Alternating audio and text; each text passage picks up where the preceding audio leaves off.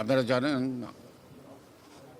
যে বাংলাদেশের 23তম রাষ্ট্রপতি নির্বাচন আগামী 20 তারিখ।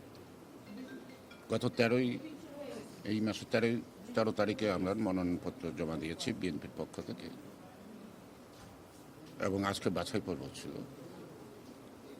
আমাদের পক্ষ থেকে আমরা প্রার্থী ঘোষণা করেছিলাম আমাদের দলের অর্থাৎ বিএনপির মহাসচিব জনাব মির্জা ফখরুল ইসলাম আলমগীর। এর প্রস্তাবক ছিলেন আমাদের বিএনপির স্থায়ী কমিটির অন্যতম সদস্য, একজন বিশিষ্ট রাজনৈতিক ব্যক্তিত্ব এবং একজন শিক্ষাবিদ, বিএনপির স্থায়ী কমিটির অন্যতম সদস্য ডক্টর আব্দুল মঈন খান। সমর্থনকারী হিসেবে ছিলাম আমি, এবং সেদিন উপস্থিত ছিলেন আমাদের চিফ হুইপ জনাব নুরুল ইসলাম মনি, হুইপ নুরুদ্দিন অপু সহ আরও বেশি নেতৃবৃন্দ ছিল। আজকে কম, কারণ আজকে তো শুধু বাছাই। তো আপনাদেরকে আনন্দের সাথে জানাচ্ছি যে আমাদের প্রার্থী মির্জা ফখরুল ইসলাম আলমগীর 23তম বাংলাদেশের রাষ্ট্রপতি নির্বাচনের প্রার্থী হিসেবে বৈধ ঘোষিত হয়েছেন। এখন আমরা অপেক্ষায় থাকব 20 তারিখে নির্বাচনের জন্য। আপনাদের ধন্যবাদ।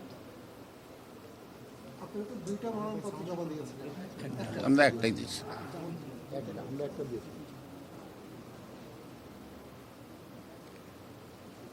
ওকে, থ্যাংক ইউ। কিছুক্ষণ আগে জামাতের প্রতিনিধি অর্থাৎ 11 দলের প্রতিনিধি আসছিল, তারা বলতে সত্য অনুচ্ছেদ সংশোধন হওয়া দরকার। আপনারা কি মনে করেন কিনা?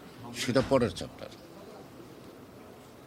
সেটা পরবর্তী সংসদ যদি বিবেচনা করে সবাই মিলে, এটা হতে পারে।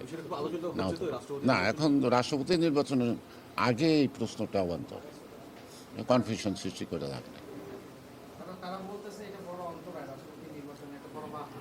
না। বড় বাধা কি বাধা না, আমার প্রচলিত সংবিধান অনুযায়ী আমাকে পথ চলতে হবে। সেই সংবিধানে আমার যেখানে বাধা আছে সেই বাধা অতিক্রম করার জন্য আমাকে সংসদ থেকে সংশোধন করতে হবে। এর বাইরে না, রাস্তাঘাটে বলে লাভ নেই।